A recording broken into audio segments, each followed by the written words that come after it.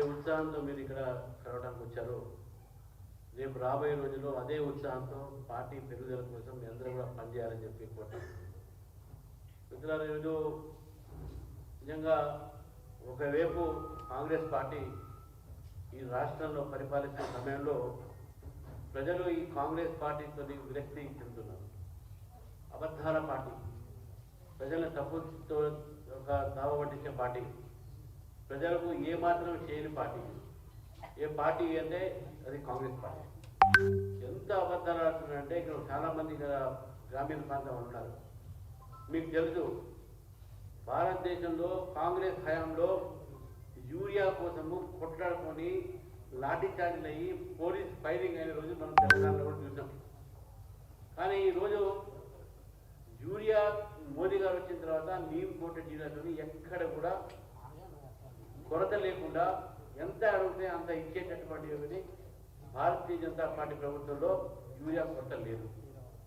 అయితే ఈ మధ్య భారతీయ జనతా పార్టీని బదనాం చేయడానికి కొంతమంది శక్తులు ఈ కాంగ్రెస్ పార్టీ మన తెలంగాణకు 9 లక్షల పైగా 9 లక్షల మెట్రిక్ టన్ ఇవ్వాల్సినటువంటి యూరియా మనం 12 లక్షల మెట్రిక్ టన్ ఇచ్చినప్పటికీ కూడా తెలంగాణలో కొన్ని యూరియా షాపుల ముందు లైన్ కనబడతా ఉన్నాయి. దానికి కారణం ఏంది? నేను ఈ ప్రభుత్వాన్ని అడుగుతా ఉన్నాను. మీకు 12 లక్షల పైగా ఇచ్చినటువంటి మెట్రిక్ టన్ యూరియా ఉందో, ఈ అధికంగా మేము ఏదో ఇచ్చినామో ఇది ఎందుకు ఫర్టిలైజర్ షాప్స్లో పోవట్లేదు? అన్ని ఫర్టిలైజర్ షాప్స్కు మీరు లెక్క ప్రకారంగా ఎన్ని ఫర్టిలైజర్ షాప్స్ ఉంటే దాని ప్రకారము దానికన్నా ఎక్కువ కూడా కేంద్రం నుంచి మీకు యూరియా వస్తే ఎందుకు మీరు రైతుల దాకా తీసుకోపోవట్లేదు? ఎవరు దీన్ని దాస్తున్నారు, ఎవరు బ్లాక్ మార్కెట్ చేస్తున్నారు? ఇవన్నీ కూడా చూడాల్సిన పని రాష్ట్ర ప్రభుత్వాన్ని. కేంద్ర ప్రభుత్వం మీకు కేవలం సరఫరా చేస్తుంది మీ డిమాండ్ ప్రకారం. కానీ ఇక్కడ వితరణ ఏదైతే బాధ్యత ఉంటుందో, ఫర్టిలైజర్ షాప్స్ నుంచి వితరణ ఏది ఉంటుందో అది రాష్ట్ర ప్రభుత్వం చూడాలి. మీ బాధ్యత మీరు మర్చిపోతారు, మీరు బాధ్యత చేయరు. మీకు మీ తప్పిదాన్ని కూడా వేరే వాళ్ళని తోసే ప్రయత్నం చేస్తారు. దాన్ని ఈరోజు చెప్తా ఉన్నాను, రాష్ట్ర ప్రభుత్వము ఈరోజు కేంద్రం ఇచ్చినటువంటి ఒక యూరియాని మీరు బ్లాక్ మార్కెట్లో దాచటంలో, తర్వాత డీజిల్ పెట్రోల్ బంకులకు అమ్మి ఈ డీజిల్ని పెట్రోల్లో డీజిల్లో వాడేటట్టుగా ఈ యూరియాని డీజిల్లో వాడేటడానికి బ్లాక్ మార్కెటింగ్ తెలంగాణలో జరుగుతుంది అని చెప్పేసి మీకు ఈరోజు చెప్తా ఉన్నాను. కనిపిస్తున్నారా? ఈ యొక్క కృషి మంత్రి తుమ్మల నాగేశ్వర గారు నేను అడుగుతా ఉన్నాను, మీకు తెలియదా ఈ విషయం? మొన్న మీ ముఖ్యమంత్రి గారు మీ అందరూ కూడా కలిసి నడ్డా గారిని గాడటం జరిగింది. మీకు స్పష్టంగా చెప్పడం జరిగింది ఆ రోజు. మీకు ఈ రోజు కూడా మీకు యూరియా కావాలంటే కేంద్రం ఇవ్వడానికి సిద్ధంగా ఉన్నప్పటికీ కూడా మీరు ఈ యొక్క తెలంగాణ రైతులకు అబద్ధాలు చెబుతున్న విషయాన్ని మనం గుర్తుపెట్టుకోవాలి. తెలంగాణ రైతులు ఈరోజు ఈ యొక్క దేశంలోనే ఒక మంచి రైతుగా పేరుంది.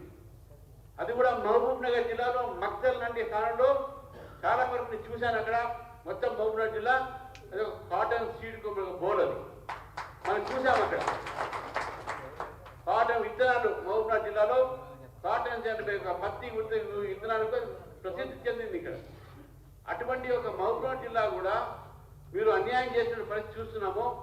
ఫర్టిలైజర్ షాప్స్తోని కొంతమంది కుమ్మక్కై ఈ కాంగ్రెస్ పార్టీ నాయకులు బ్లాక్ మార్కెటింగ్ చేస్తున్నారనే విషయాన్ని కూడా ఈరోజు చెప్తా ఉన్నాను. కాబట్టి తెలంగాణ రైతులకు తప్పుదారి పట్టేయకండి. భారతీయ జనతా పార్టీ మాట్లాడితే ప్రతిదీ కూడా మీరు దాని మీద తప్పుడు ప్రచారం చేస్తూ ఉన్నారు. ఈరోజు బీసీల రిజర్వేషన్ 42% రాబోతుంది. మిత్రులారా, అందరూ తయారు కావాలి. పంచాయతీరాజ్ ఎలక్షన్స్లో వార్డు మెంబర్ నుంచి జడ్పీటీ దాకా మనం తయారు కావాలి. నేను ఈ ప్రభుత్వాన్ని 42% మీరు అమలుపరచండి. దీంట్లో ఎటువంటి మీరు రుచుకులు తీసుకొని దీన్ని ఆపడం చేయొద్దని ప్రయత్నం చేస్తే మీరు వ్యతిరేకంగా మాట్లాడదని చెప్తున్నాను. మీరు తెలుగు అర్థమవుతుందా, ఇంగ్లీష్ అర్థమవుతుందా? ఈ కాంగ్రెస్ నాయకులు మనకు అర్థం కాదు. కాబట్టి వీళ్ళకి అర్థమయ్యేది ఒకటే భాష. రేపు ప్రజలు బీజేపీకి వేస్తేనే ఈ యొక్క కాంగ్రెస్ భాష అర్థమవుతుంది. కాబట్టి మిత్రులారా, తప్పుడు మాట్లాడే మాటలు, తప్పుడు ప్రచారం చేసేటటువంటి వీళ్ళు ఈరోజు ఈ కాంగ్రెస్ పార్టీ. చివరికి ఒక మాట చెప్తాను, మంచి వాతావరణం ఉంది తెలంగాణలో. తెలంగాణలో ప్రజలు ఈరోజు భారతీయ జనతా పార్టీ మీరు చూస్తూ ఉన్నారు. తెలంగాణ ప్రజలు భారతీయ జనతా పార్టీ ప్రత్యామ్నాయం చూస్తూ ఉన్నారు. ఈ సమయంలో భారతీయ జనతా పార్టీ పెరుగుతున్న సమయంలో కార్యకర్తల మధ్యన నాయకుల మధ్యన ఐక్యత ఉండాలి. మన మధ్య ఏదైనా మనస్పర్ధలు ఉంటే మనం తర్వాత చూస్తాం, కానీ పార్టీని గెలిపించే దిశలో మనం పనిచేయాలి. మన మధ్య ఎటువంటి మనస్పర్ధలు పెట్టుకోదు. ఏ నాయకులైనా సరే, ఏ కార్యకర్తలు సరే, భారతీయ జనతా పార్టీ మనకు తల్లి లాంటిది.